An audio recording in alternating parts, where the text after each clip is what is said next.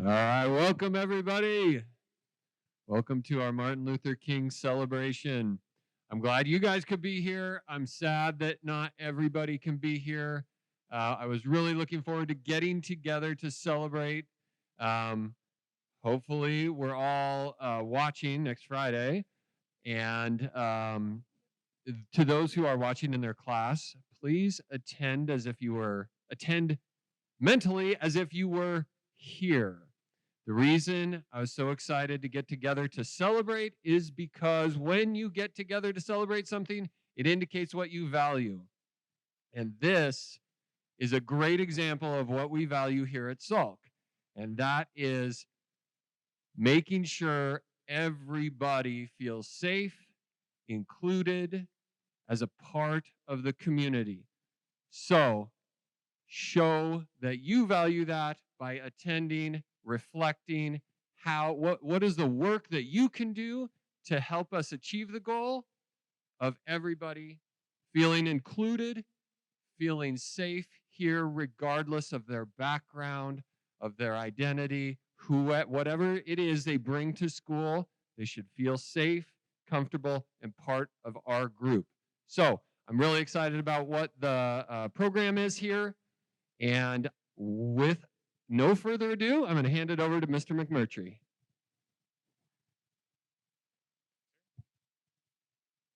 All right. Well, thank you, everybody. Those of you watching at home, thanks for joining us. This is African drumming class, and we wanted to share a little bit with you. We know that the diversity that we have across the world sometimes makes us look different or seem different, but the more that we start to dive into different cultures, we realize we're really not that different at all. Here's an example. We're going to play a piece called Makru, followed by Yankee.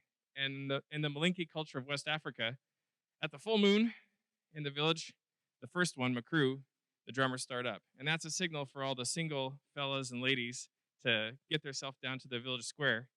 And once everybody's assembled, the second one, Yankee, comes in, and that's when everybody gets to cut a rug and try to catch the eye of that special someone across the village square. That's not that different than going to the lunchroom here at Salk, is it? Yeah. All right, well, here it is, Makru and Yankee.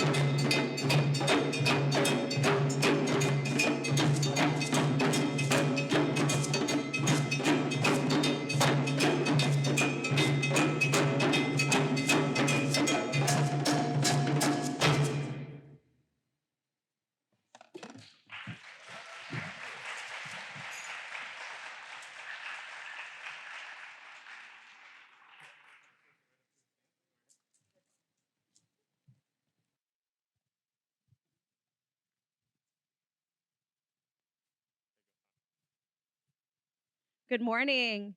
It is with great joy that I introduce to you my dear friend, Andre Dove.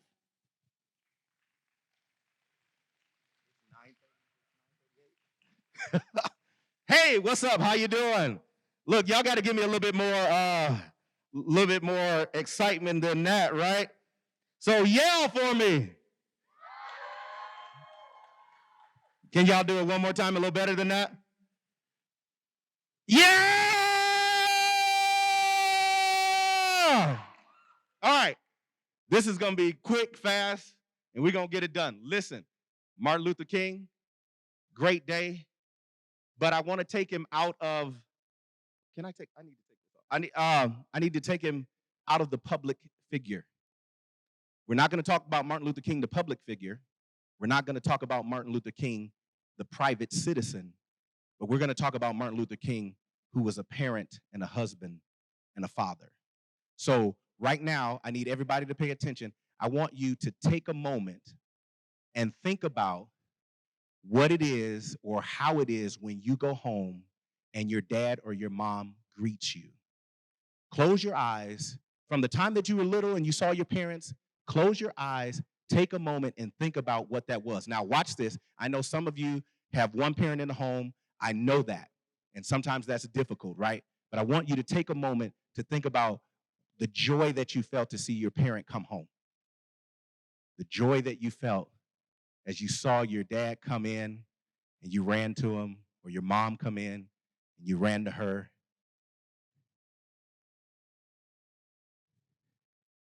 That was exciting, right? Was that exciting, right? For your parent, when you imagine that information, when they come home, watch this.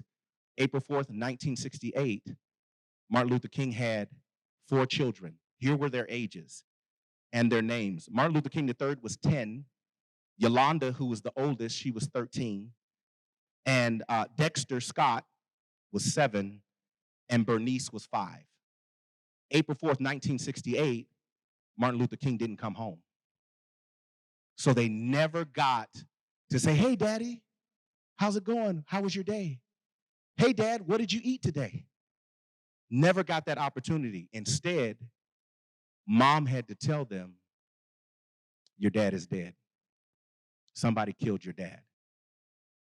What would happen if you came home to that today? You walked in the door, and Mom or Dad says, the other parent, they died. They died in a car accident. Somebody hurt them, and they won't be coming back again. Very painful for those 4 little kids who saw their dad, loved their dad, play with their dad, swim with their dad, all of that. Very painful, just as it would be for you. Ironically, today is the day, 16 years ago, that my father died. I was 31 when I got the call. My grandfather called me and said, your father's dead. And I had to go to Chicago, Illinois, because that's where I'm from, to bury my father. If you look in the Ebony magazine and you look in Time magazine back in the during that time, you'll see them at the funeral. Martin Luther King laying in the casket, Coretta Scott, and then Bernice standing by her mother, looking at her father in the casket. Sometimes we just look at Martin Luther King as a public figure, but we forget that he was a father, a husband who loved his children. And because he went to work and somebody didn't like the work that he was doing, they killed him. Now, we're saying, man, what do we do? Right, what do we do?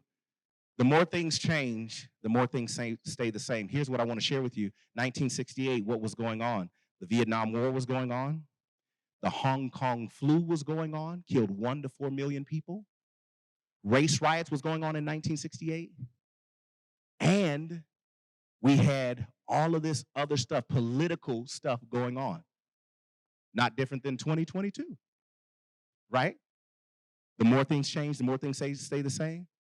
COVID, race, political issues, all of that stuff going on. 54 years ago, that happened, 1968. 1968, 54 years ago, 2022. And we're still dealing with the person sitting next to us because They have a different color, and we're struggling. But what about those 4 little kids who lost their dad? Who lost their dad because somebody didn't like the work he was doing? That's tough. I lost a parent. Mandy lost a parent.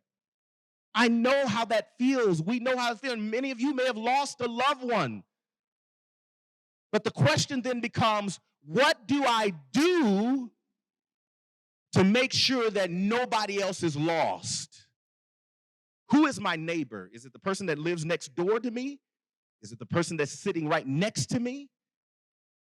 Who is my neighbor? It's all of that. It's the person in the grocery store. It's the person pushing the cart that says, we'll work for food. It's that person that's my neighbor, and I ought to show kindness to them. I ought to show love. Somebody didn't love Dr. King that day and thought it was best that his voice be silent. You cannot afford to have your voice silent. If you see an injustice, speak up. That's what I tell my kids.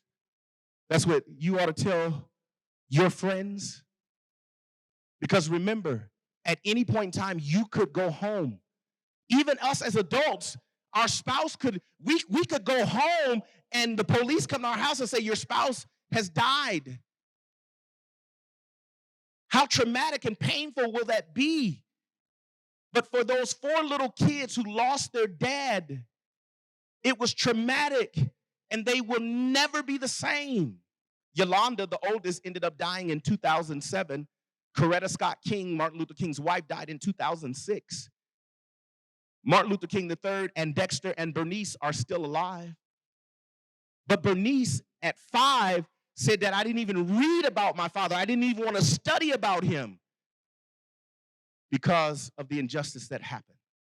So I'm saying to you, ladies and gentlemen, boys and girls, leaders, and people who want to lead, you've got to understand that you've got to use your voice, the power of your voice. I don't care if look, I was the vice principal at Innovation High School, and they fired me because I was standing up and saying my voice. So you know what I did? I said, you can fire me. That's all right. I'll start my own business. So I started Dove Consulting Group to go in to help schools who deal with racism, to help students become better leaders, to help teachers understand and engage those black and brown students that are sitting in the classroom. So just because they fired me doesn't mean anything. That ain't the first time I've been fired. I'm not worried about that. My stake is not in my job.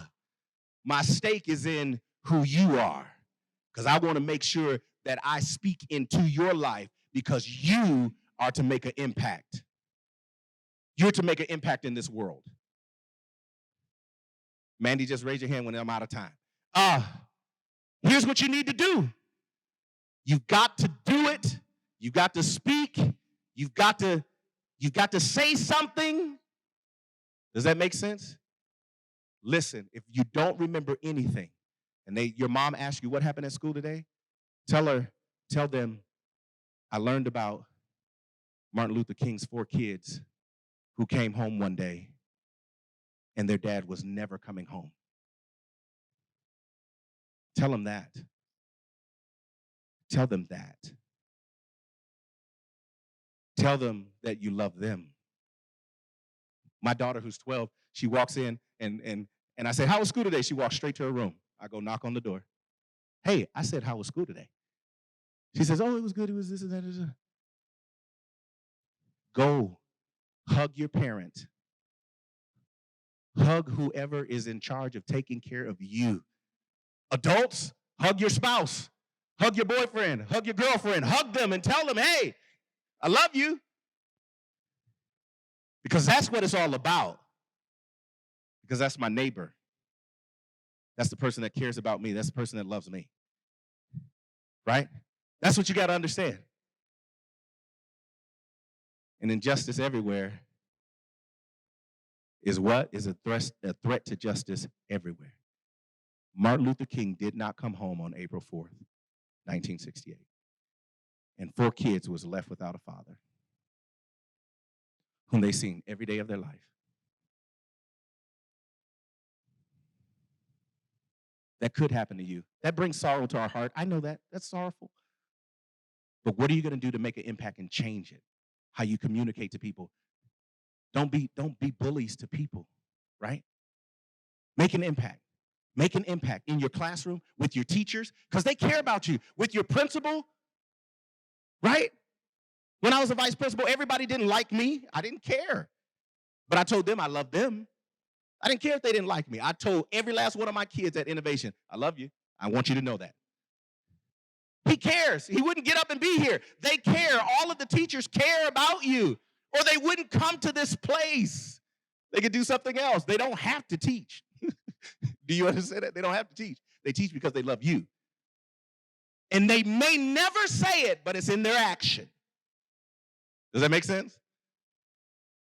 Listen, don't leave here today just thinking that this was just another MLK assembly. Leave here today understanding that my heart was pulled on today. And I'm going to go home, and I'm going to tell my mama, I'm going to tell my daddy, I'm going to tell my sisters and my brothers, I love you. And I'm sorry if I said anything to hurt you, because you don't deserve that. Because the reality of it is that one day you could come home and they not be there ever again. Does that make sense? Listen, Martin Luther King did not die in vain. He died with a purpose, but he left 4 kids. He left 4 kids. And for 54 years, they've been struggling, trying to navigate this world in a system that killed their father because they didn't like what he was saying or doing.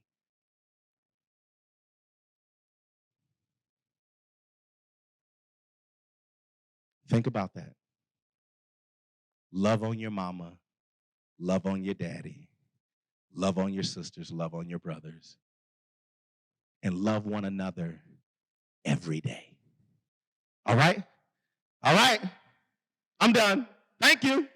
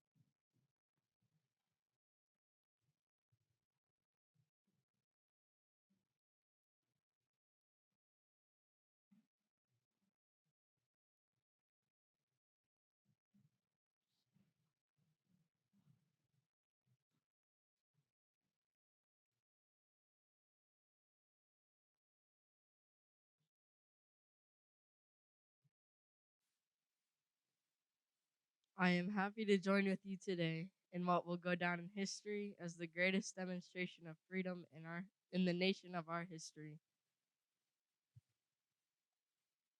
50 years ago, a great American in whose symbolic shadow we stand today signed the Emancipation Proclamation.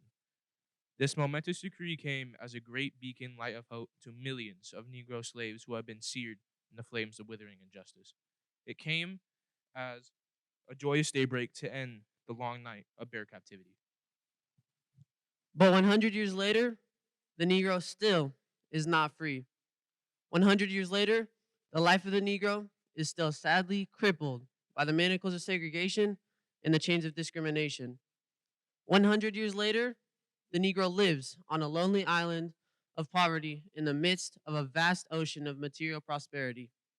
100 years later, the Negro is still languished in the corners of American society and finds himself in exile in his own land. And so we've come here today to dramatize a shameful condition. In a sense, we've come to our nation's capital to cash a check. When the architects of our republic wrote the magnificent words of the Constitution and the Declaration of Independence, they were signing a promissory note to which every American was to fall heir. This note was a promise that all men, yes, black men as well as white men, would be guaranteed the unalienable rights of life, liberty, and the pursuit of happiness. It is obvious today that America has defaulted on this promissory note insofar as our citizens of color are concerned. Instead of honoring this sacred obligation, America has given the Negro people a bad check which has come back marked insufficient funds. But we refuse to believe that the Bank of Justice is bankrupt. We refuse to believe that there are insignificant funds in the great vaults of opportunity of this nation. So we have come to cash this check, a check that will give us upon demand the riches of freedom and security of justice. We have also come to this hallowed spot to remind America of the fierce urgency of now. This is no time to engage in cooling off or to take the tranquilizing drug of gradualism. Now is the time to make real the promises of democracy. Now is the time to rise from the dark, desolate valley of segregation to the sunlit path of racial justice. Now is the time to lift our nation from the quicksands of racial injustice to the solid rock of brotherhood. Now is the time to make justice a reality for all of God's children. It would be fatal for the nation to overlook the urgency of the moment. This sweltering summer of the Negro's legitimate discontent will not pass until there is an invigorating autumn of freedom and equality. 1963 is not an end, but a beginning, and those who hope that the Negro needed to blow off steam and will now be content will have a rude awakening if the nation returns to business as usual. There will be neither rest nor tranquility in America until the Negro is granted his citizenship rights. The whirlwinds of revolt will continue to shake our foundations of the nation until the bright day of justice emerges.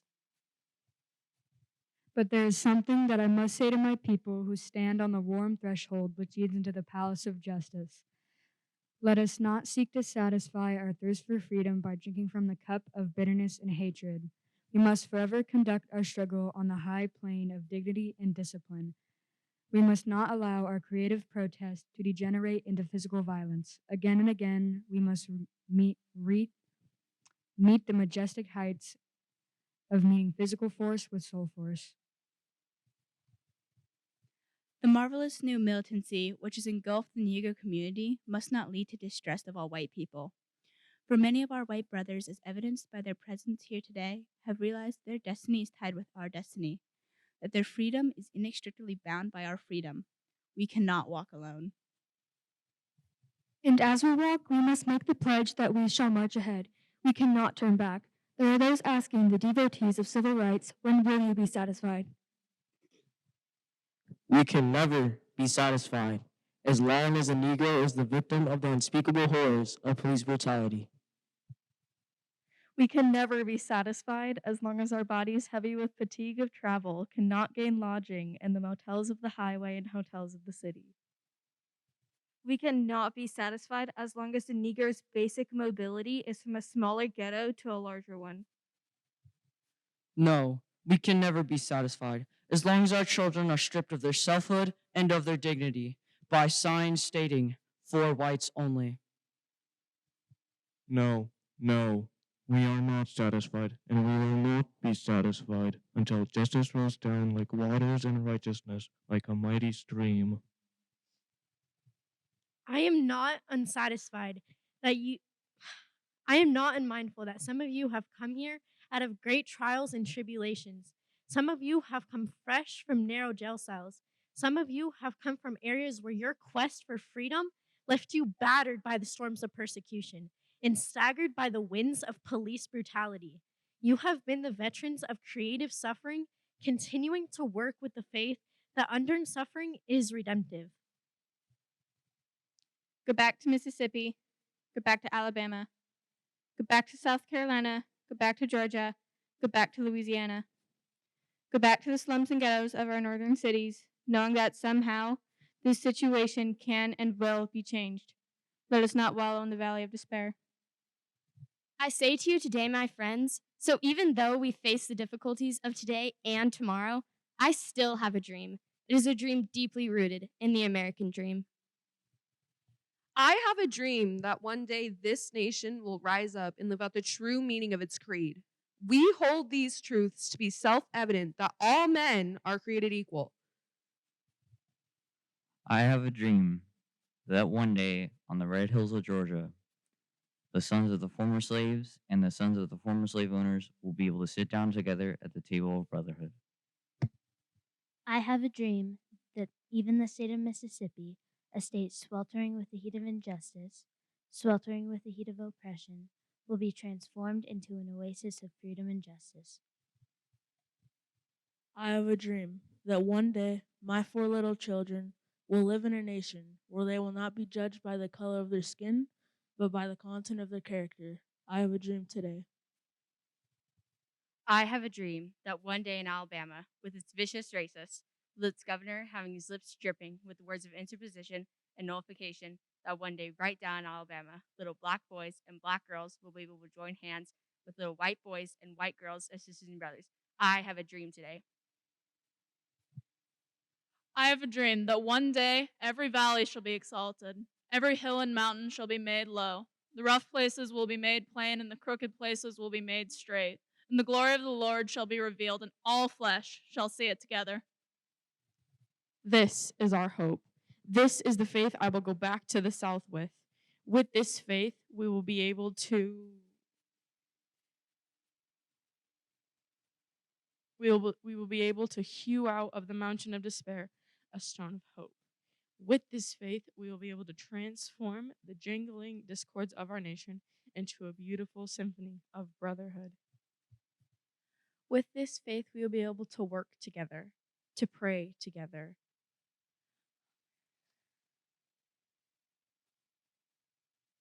to struggle together, to go to jail together, to fight for freedom together, knowing that one day we will be free. This will be the day when all of God's children will be able to sing with new meaning. My country, 'tis of thee, sweet land of liberty, of thee I sing. Land where my fathers died, land of the pilgrim's pride. From every mountainside, let freedom ring. And if America is to be a great nation, this must become true. So let freedom ring from the prodigious hilltops of New Hampshire. Let freedom ring from the mighty mountains of New York. Let freedom ring from the heightening Illinois of Pennsylvania. Let freedom ring from the snow-capped Rockies of Colorado. Let freedom ring from the curvaceous slopes of California. But not only that, let freedom ring from the Stone Mountain of Georgia. Let freedom ring from Lookout Mountain of Tennessee. Let freedom ring from every hill and molehill of Mississippi, from every mountainside, let freedom ring. And when this happens, and when we allow freedom ring, when we let it ring from every village and every hamlet, from every state and every city, we will speed up that day when all of God's children, black men and white men, Jews and Gentiles, Protestants and Catholics, will be able to join hands in the words of the old Negro spiritual.